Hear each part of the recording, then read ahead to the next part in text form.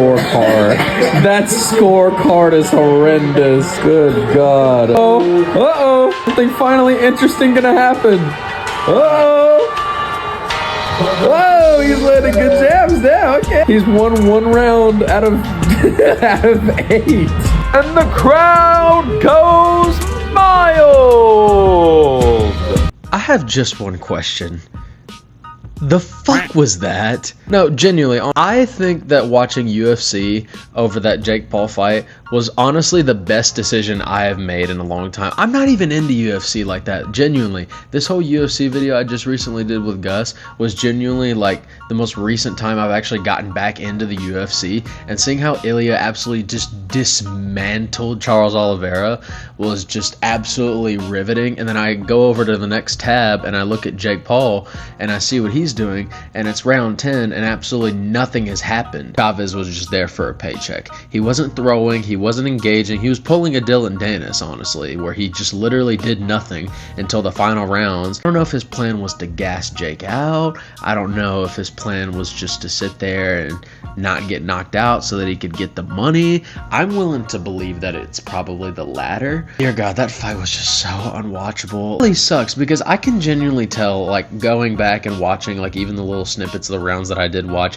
I can tell Jake's gotten a lot better. His body shots, his shot selection has certainly improved, and he definitely has made a lot of improvements to his game. It just sucks that he wasn't able to show a lot of that because at the end of the day, it takes 2 to tango, and especially for the experience level that Jake's at right now, it's very hard to deal with a guy who's literally just come there not to necessarily fight, but just to get a paycheck and try to make sure that he doesn't get knocked out. And so, I mean, at the end of the day, I don't think that Jake got to show all the improvements that he's made in his game. At the end of the day, that's not necessarily his fault. Trust you me, I will be the first to come on here and tell you when Jake is on some BS, alright? Jake's been fighting a bunch of old dudes, and the fact that he fought Julio Cesar Chavez, which was already beaten by the guy he already beat in Anderson Silva, makes absolutely no sense to me. On paper, it looks good, I guess, because you can say, oh yeah, I did better against Julio than Canelo did, but I mean, even then, not really, because you'd have to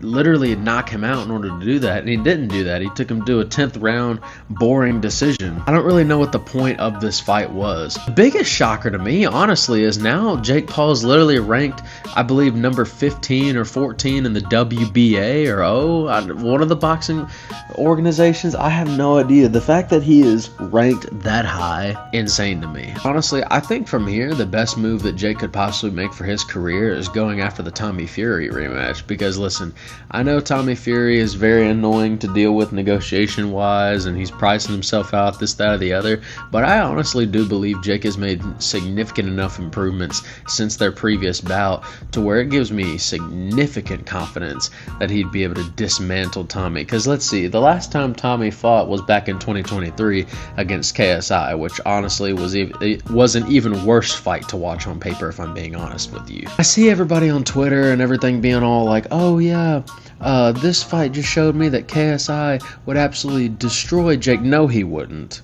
No, he wouldn't. KSI, I'm convinced, is never going to fight again. And if he does, he's going to come back up in there and fight some bum, even worse than Jake. Like, genuinely, KSI lost all credibility when he called out Wayne Bridge to a fight. Are you kidding me? And you're going to sit here and say that, I mean, at least Jake's fighting old, retired, veteran boxers. You were trying to fight a soccer player, you bum. That's a whole side tangent on the other hand. I don't think Jake is quite ready for Roberto Ramirez or like a high-level cruiserweight like that. Even people below him in that matter. But it honestly doesn't shock me that he's been rated this high, despite him not at all deserving to be that high in the rankings, because I'm going to just be honest with you, cruiserweight is one of the most dead divisions in all of boxing, and it's actually kind of sad. Literally, Usyk, the undisputed champion of cruiserweight, literally left cruiserweight, vacated all the belts, and went to heavyweight, and only then did he start getting the name recognition that he deserved. Like, by the way, GOAT for doing that, but still, I mean, it just goes to show you, like, cruiserweight's just a dead division. So, like, having someone like Jake Paul, I feel like it's more of a political move, because obviously Jake brings a lot of money and a lot of numbers to the division, so the WBA or O can see that and go, okay, well, you know, we can rank him, stuff like that. Because, I mean, honestly, I can't name you another cruiserweight really that comes to mind out in the U.S. Other than the champions. I mean, it's just, I don't know. Where I don't. This video turned into a huge rambling session. Point is, that fight was honestly just one of the most boring, most tasteless things I've watched in a boxing match before. Chavez threw a little bit towards the end. I believe around like 9 and 10 he started finally making some engaging actions, but it was just too little too late, and at the end of the day, Jake was able to just dominate during that fight. I don't think he really hurt him at any point. I think this is actually the first time Jake Paul has not knocked down an opponent during a match. Extremely shot, well, other than Mike Tyson, but I'm going to be honest with y'all, he could have gotten Mike Tyson out of there at any time. Let's just be for real. That fight should never have happened. But regardless, all this rambling, ranting aside for this video, that's my thoughts. I can't speak today, oh my god, on the Jake Paul, Julio Cesar Chavez Jr. fight. Where does he go from here? I'm hoping it's a Tommy rematch, but I guess there's a world where we could be looking at a world champion Jake Paul.